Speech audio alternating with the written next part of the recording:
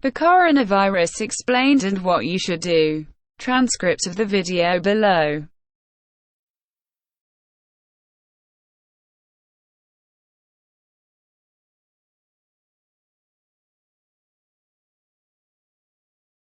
In December 2019, Chinese authorities notified the world that a virus was spreading through their communities.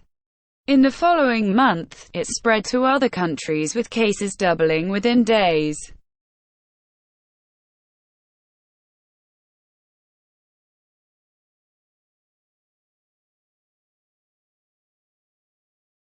This virus is the severe acute respiratory syndrome-related coronavirus 2, that causes the disease called COVID-19 and that everyone simply calls coronavirus.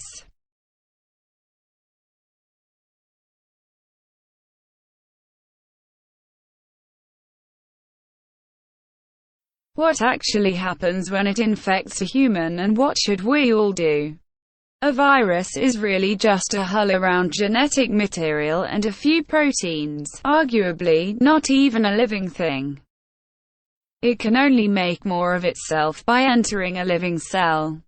Corona may spread via surfaces, but it's still uncertain how long it can survive on them.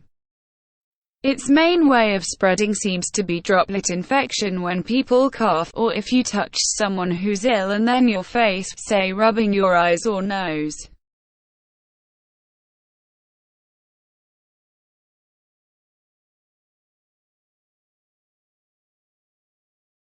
The virus starts its journey here, and then hitches a ride as a stowaway deeper into the body. Its destinations are the intestines, the spleen or the lungs, where it can have the most dramatic effect. Even just a few coronaviruses can cause quite a dramatic situation. The lungs are lined with billions of epithelial cells. These are the border cells of your body, lining your organs and mucosa waiting to be infected.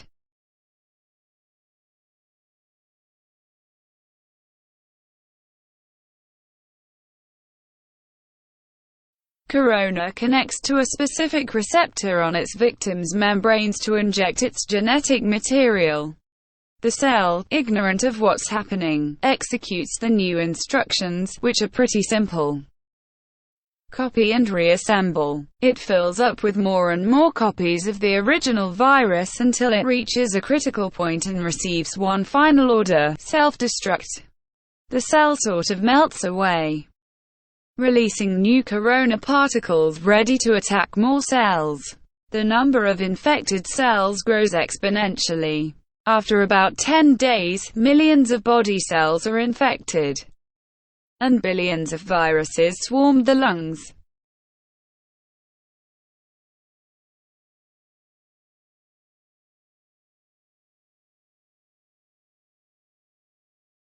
The virus has not caused too much damage yet, but corona is now going to release a real beast on you, your own immune system. The immune system, while there to protect you, can actually be pretty dangerous to yourself and needs tight regulation. And as immune cells pour into the lungs to fight the virus, corona infects some of them and creates confusion. Cells have neither ears nor eyes. They communicate mostly via tiny information proteins called cytokines. Nearly every important immune reaction is controlled by them. Corona causes infected immune cells to overreact and yell bloody murder. In a sense, it puts the immune system into a fighting frenzy and sends way more soldiers than it should, wasting its resources and causing damage.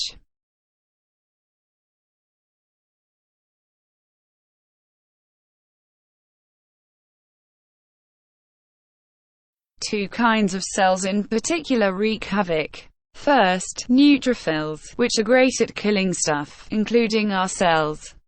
As they arrive in their thousands, they start pumping out enzymes that destroy as many friends as enemies.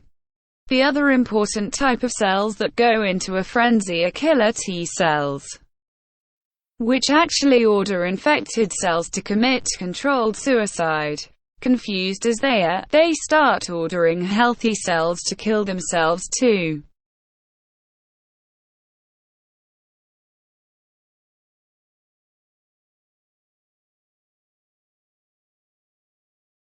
The more and more immune cells arrive, the more damage they do, and the more healthy lungs tissue they kill.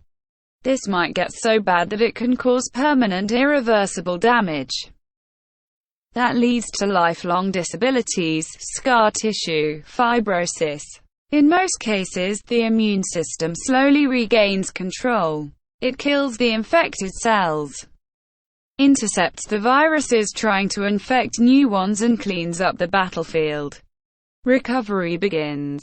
The majority of people infected by corona will get through it with relatively mild symptoms, fever, dry cough, but many cases become severe or even critical. We don't know the percentage because not all cases have been identified.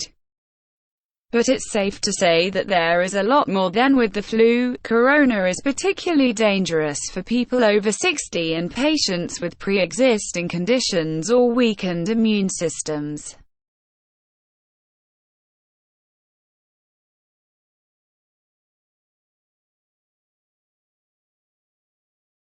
In more severe cases, millions of epithelial cells have died, and with them, the lung's protective lining is gone. That means that the alveoli, tiny air sacs via which breathing occurs, can be infected by bacteria that aren't usually a big problem. Patients get pneumonia, respiration becomes hard or even fails, and patients need ventilators to survive. The immune system has fought at full capacity for weeks and made millions of antiviral weapons. And as thousands of bacteria rapidly multiply, it is overwhelmed. They enter the blood and overrun the body. If this happens, death is very likely.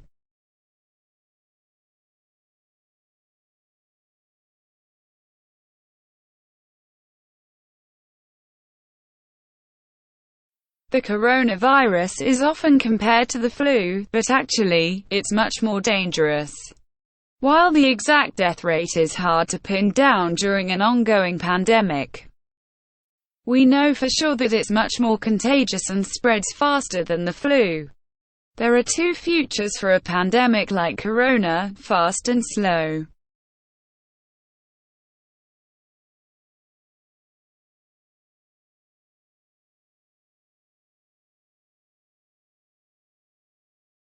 Which future we will see depends on how we all react to it in the early days of the outbreak.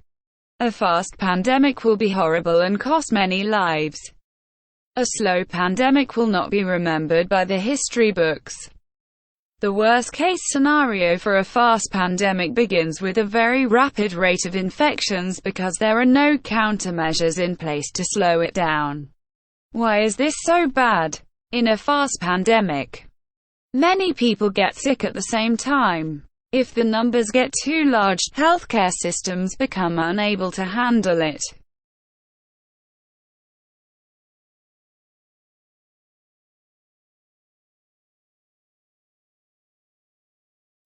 There aren't enough resources, like medical staff or equipment like ventilators, left to help everybody. People will die untreated. And as more healthcare workers get sick themselves, the capacity of healthcare systems fall even further. If this becomes the case, then horrible decisions will have to be made about who gets to live and who doesn't. The number of deaths rises significantly in such a scenario. To avoid this, the world that means all of us needs to do what it can to turn this into a slow pandemic. A pandemic is slowed down by the right responses, especially in the early phase, so that everyone who gets sick can get treatment and there's no crunch point with overwhelmed hospitals.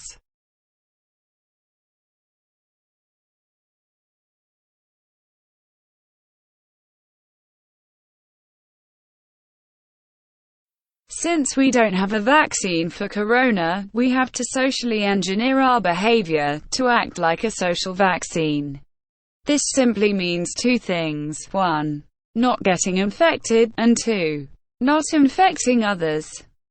Although it sounds trivial, the very best thing you can do is to wash your hands.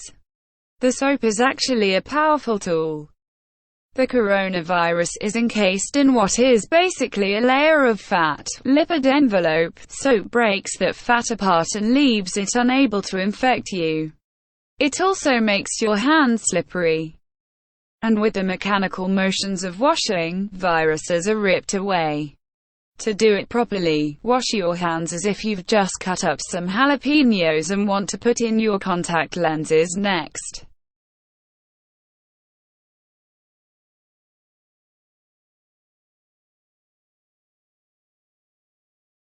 The next thing is social distancing, which is not a nice experience, but a nice thing to do.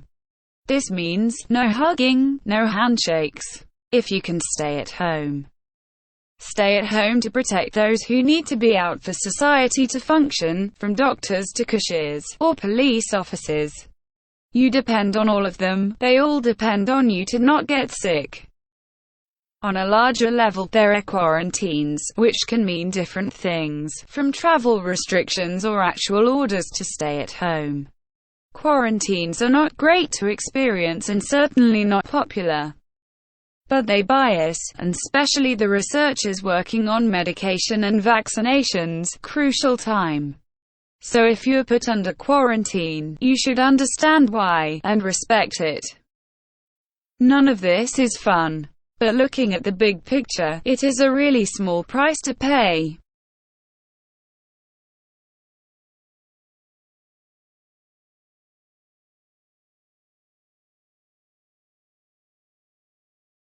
The question of how pandemics end depends on how they start. If they start fast with a steep slope, they end badly. If they start slow, with a not so steep slope, they end okay-ish. And in this day and age, it really is in all of our hands. Literally, and figuratively.